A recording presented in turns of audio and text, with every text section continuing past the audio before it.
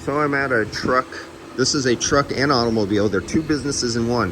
One half of the business is all heavy trucks, campers, RVs, stuff like that. The other side of the building is automotive, and they do their own air conditioning, but they have hydrocarbons mixed in with the 134, and so they charge the customer to remove them like everybody should, but they don't have a dedicated recovery tank.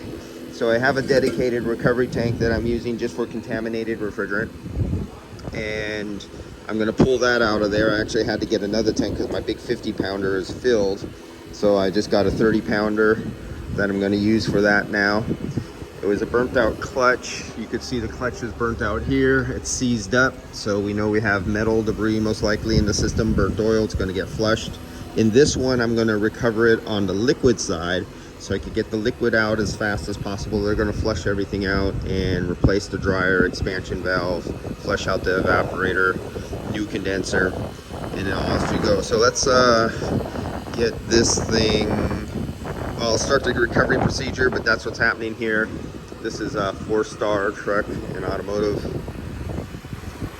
And the refrigerant bottles for checking, which I just posted a video on. These are the test reference bottles I'm going to show you. I'll give you the part numbers. You can get them at True Tech Tools. The owner of the business here, he doesn't even flinch an eye at purchasing any product that is good. Their lead technician here, I've always recommended him what equipment to get, and he buys it immediately, not even thinking about it, just buys it. Whatever I say is good is good. And that's how they make their purchase choices. If I have it, it got to be good. So once again, here's this is the leak check. This is for R134. That'd be nice if it focused. And there's the part number right there, so you could get that. And the other one for YF refrigerant.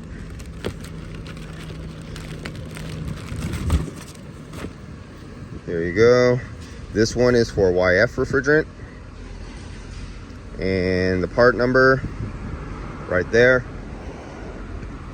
And you just pop off the cap, let it sit out, put your leak detector to there, and if it doesn't work, like at this shop, and they had a Stratus. Their Stratus was a few years old when Stratus first came out, and I bought it. They bought it too.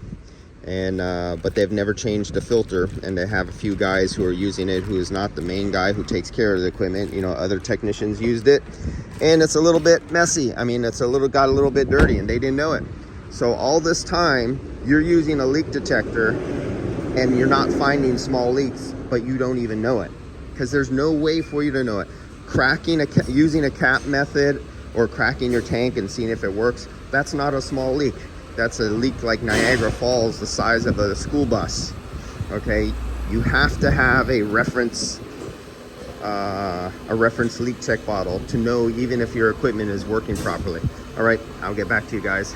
Let me finish this one off.